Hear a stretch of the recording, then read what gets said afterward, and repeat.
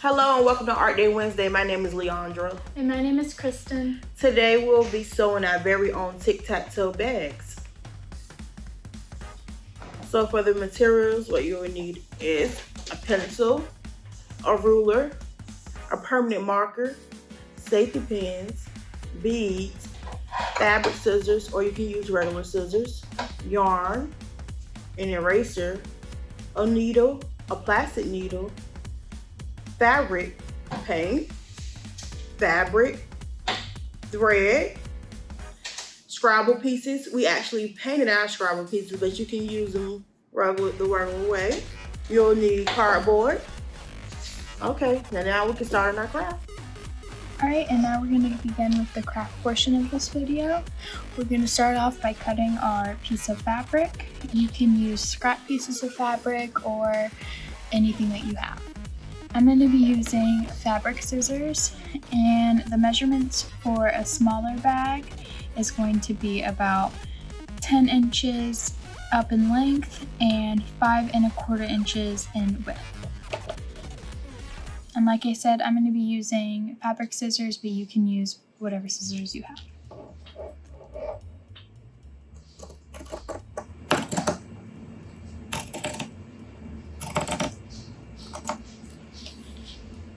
Alright, and now that you have your piece of fabric cut, you're going to want to fold it in half with the pattern facing inside. And now you're going to want to measure about 3/4 of the way down and fold your fabric down, and then use some bobby pins to secure it. And these bobby pins are going to act as a guide for when you start your stitch, and you're going to want to do it to the back as well. Alright, and now that you have finished securing your fold with bobby pins, we're going to start the stitch. And you want to remember that this is going to be used as a loop for your drawstring for when you cinch the bag. So you want to leave a little extra room to make sure a piece of yarn about this thick can fit through it. Alright, so you're going to want to get your needle and your thread. For this video, I'm using embroidery thread. That is just so you're able to see it, but you can just use regular thread as well. Alright, and now we're going to start with our first stitch for our drawstring loop. You're going to want to make sure that your fabric is belly up, so this is going to be the side that's going to be inside of our pouch. And you're going to want to put your needle in about 2 centimeters from the edge. And pull it through, make sure you're holding on to your tail. Push that out of the way. And then you're going to want to put your needle in where your first hole went, or a little bit next to it. Just gonna go right to the side of it and pull it through.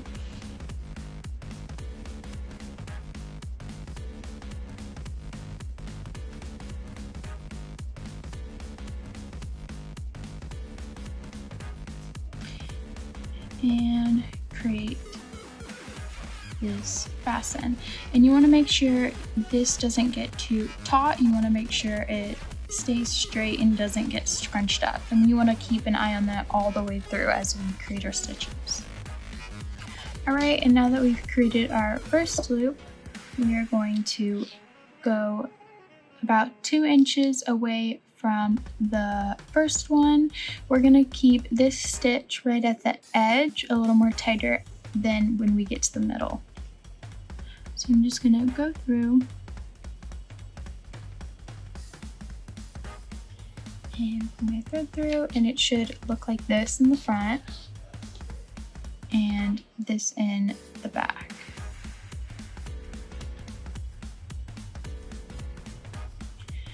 Alright, and what you're going to want to do is go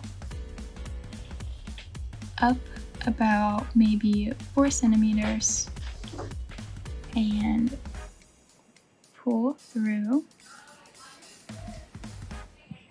And then once you get to the front, you are going to backtrack to the original second stitch, or the last stitch.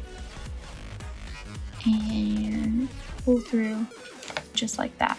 So now we have 3, and our back is going to look like this. We're going to do the exact same thing, go up maybe 4 centimeters or half an inch.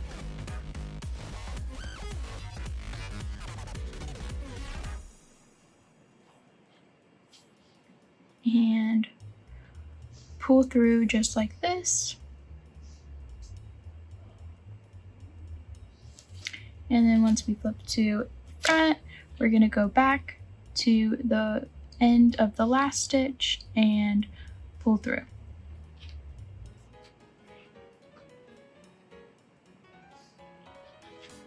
All right, I'll show you again. We're going to go up about to right here.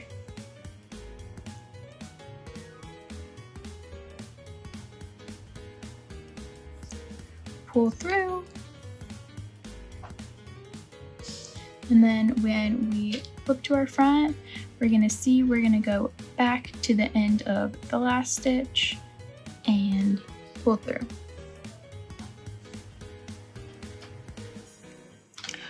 All right, and now that we've gotten all the way to the end, I'm going to show you how to secure your stitch.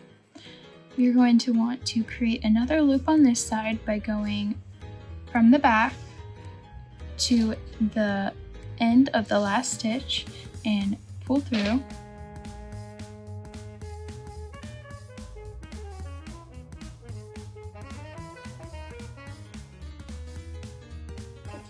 And then I'm going to do it a second time just to make sure this stays put.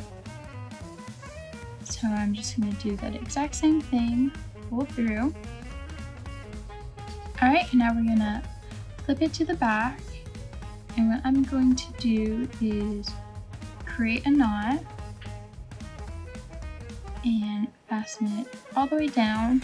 And then once I get pretty far down there, I'm going to put my needle through the knot hole and pull the string.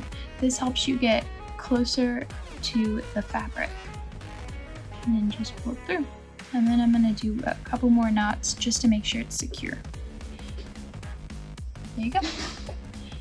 And then you want to cut off the excess, but leave a little bit of extra just in case.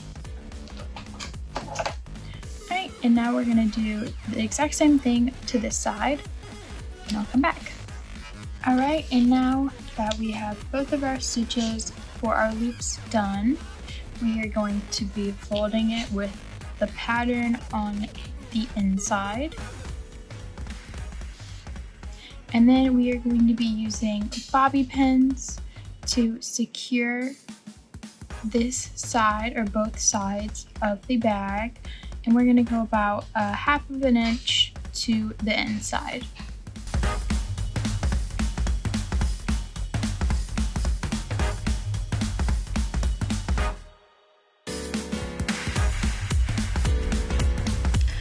Alright, and we're going to be doing this stitch on the side a little bit different than this one, because this one we can be a little more lenient with how tight and secure it is. So we're just going to be going back and forth. So through the back, and then pull through just like this, and then go right through the front. So the stitch should look like this. And we also want to make sure it isn't scrunching. So through the back and through the front. This is your standard sewing stitch. And it doesn't matter if this one's a little bit wonky because you won't be able to see this stitch. So through the back. Pull through and keep an eye on your tail. Make sure to loosen it up as needed. Now, once we get to this area right here, we are going to go all the way to about right here and just push our needle through, pull through, and then we are going to add some extra security or secureness to this loop right here. So we're starting on the back side right here, or on this side right here. And what we are going to do is take our needle and go around this side and go next to the end hole on this side and just poke our needle through. And what this is going to do, you'll see, is connect these two sides together. And you can do this a couple of times to make sure it is secure. Alright, and once you have that done, we are just gonna tie a knot using our needle. So I'm just gonna put my needle through this. A little bit of the loop left over right here, and then pull the end. There you go. For the drawstring, I have a larger size of the pouch here to show you. You can create a braided effect if you want to add a little more character to your piece, or you can just use yarn. For this one, I'm going to do just one strand of yarn to show you different variations. Alright, and now we are going to be stringing our drawstring or our piece of yarn through our bag. This bag is going to be our tic-tac-toe board, as well as a pouch to carry our pieces. Alright, so if you don't have a plastic needle like so, you can use a safety pin to help weave or push the drawstring or piece of yarn through your loop. First, I'm going to start by putting my plastic needle through the loop all the way through to the other side. Alright, and once you do that, you just want to pull it through a little bit more. Add a little bit more length to your tail, and then go through the other side. Now we are going to take our bag with our drawstring stringed through, and I'm going to take the ends of the drawstring and put it through my plastic needle.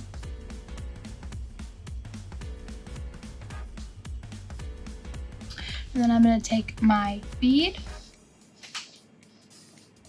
and pull it through. Pull the rest of the tail through.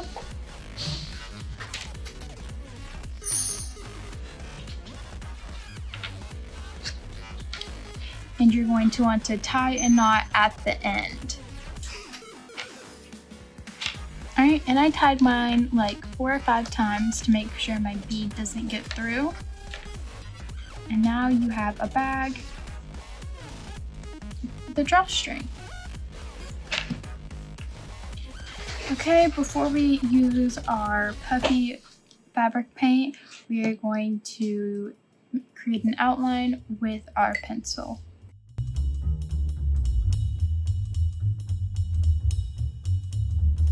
Alright, and now that you have the tic-tac-toe board that you like outlined, you can move along to your black puffy fabric paint. I'm going to shake mine up a little bit, and you can use whatever color you'd like. You just want to make sure it contrasts against your back.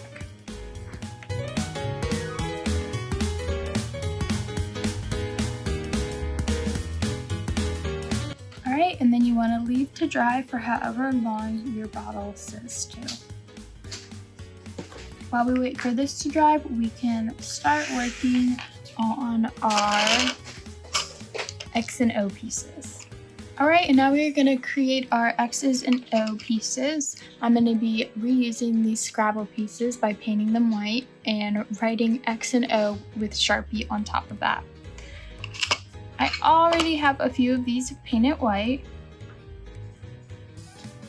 right here, and I've already tested out to see if the X's and O's will work with Sharpie, and they do, but I will also show you the process of drawing them on. So I'm just going to take a piece And I did about 2 to 3 coats on these just to make sure you can't see the old letters.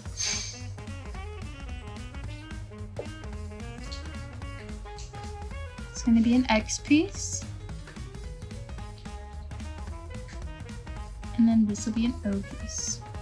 What a fun craft. I really enjoyed this craft. What about you, Kristen? I really enjoyed it as well. As you can see, we made 2 different types of bag. We made a bigger one and actually a smaller one. We made our X and O pieces as well. We hope you guys can enjoy this game with the family or a friend. Thank you so much for watching. See you next time. Bye.